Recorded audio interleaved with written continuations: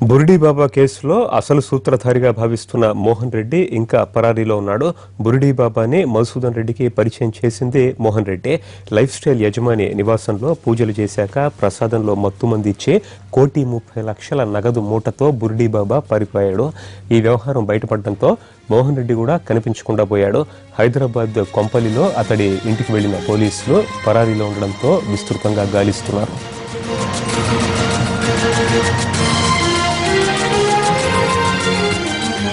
మధుసూదన్ రెడ్డికి ఏడాదిన్నర క్రిందట మోహన్ రెడ్డి పరిచయం అయ్యాడు. బ్రోకర్ అయిన మోహన్ రెడ్డి తరచూ మధుసూదన్ రెడ్డికి టచ్లో ఉండేవాడు. మధుసూదన్ రెడ్డి డబ్బులపై కన్నేసిన అతడే బురిడి బాబాకి డబ్బుపై ఆశ కల్పించినట్లు ప్రచారం జరుగుతోంది. ఈ వ్యవహారంలో మోహన్ రెడ్డి వెనుక ఎవరైనా పలుకుబడి కలిగిన వ్యక్తులున్నారా? వాళ్లే అతన్ని కాపాడుతున్నారా? సంఘటన జరిగి ఇన్ని రోజులైనా పోలీసులకి మోహన్ రెడ్డి ఎందుకని చిక్కలేదు వంటి ప్రశ్నలకే జవాబు దొరకడం లేదు.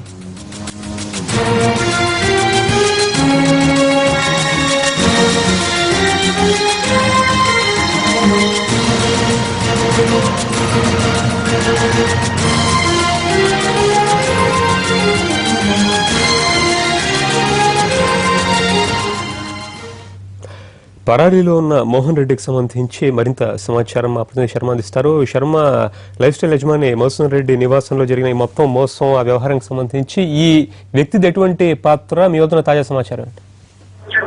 ఈ కేసులో మోహన్ రెడ్డి చాలా కీలకమైనటువంటి వ్యక్తి. దొంగ బాబాను మధుసూదన్ రెడ్డికి పరిచయం చేసింది కూడా మోహన్ రెడ్డి. ఏడాదిన్నర క్రితం మధుసూదన్ రెడ్డికి రియల్ బ్రోకర్ గా మోహన్ రెడ్డి పరిచయం. మెదక్ జిల్లా సిద్దిపేట ప్రాంతానికి చెందిన మోహన్ రెడ్డి ఈ కొంపల్లి ప్రాంతంలో నివాసం ఉంటూ ఉన్నాడు. రియల్ బ్రోకర్ గా పనిచేస్తూ ఉన్నాడు. అయితే మధుసూదన్ రెడ్డి దగ్గర బాగా డబ్బులున్నాయని గుర్తించి అతనితో సావాసం చేసినట్టు తెలుస్తోంది.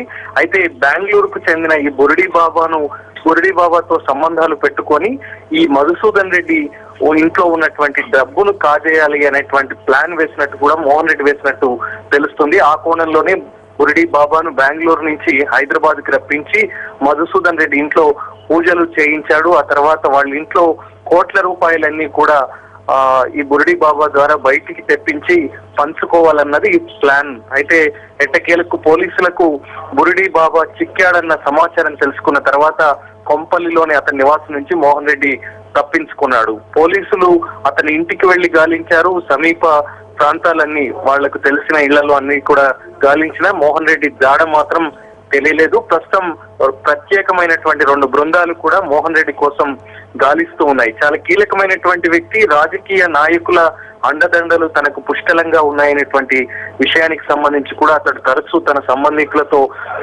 చెప్తాడు అనేటువంటి విషయం తెలుస్తోంది. అయితే మరి ఇతనికి ఏ రాజకీయ నాయకుల అండ ఉంది? ఎందుకంటే సంఘటన జరిగి 6 రోజులు అవుతోంది కాబట్టి ఇప్పటి వరకు మోహన్ రెడ్డి పోలీసులకు చిక్కలేదంటే మరి ఏ రాజకీయ నాయకుల అండదండలు ఉన్నాయా? మరి ఎందుకు చిక్కలేదనేటువంటి కోణంలో ప్రస్తుతం దర్యాప్తు జరుగుతోంది. అయితే మధుసూదన్ రెడ్డికి కొంతమంది వ్యక్తులతో విభేదాలు ఉన్నాయి. ఆ రైవలరీ గ్యాంగ్ తో మోహన్ రెడ్డికి ఏమైనా సంబంధాలు ఉన్నాయనేటువంటి కోణంలో కూడా ప్రస్తుతం పోలీసులు దర్యాప్తు చేస్తూ ఉన్నారు. మరోవైపు మరి పోలీసులు చిక్కుతాడా లేదంటే కోర్టులో లొంగిపోతాడా చూడాల్సినటువంటి అంశం ఉంది. Thank you Sharma.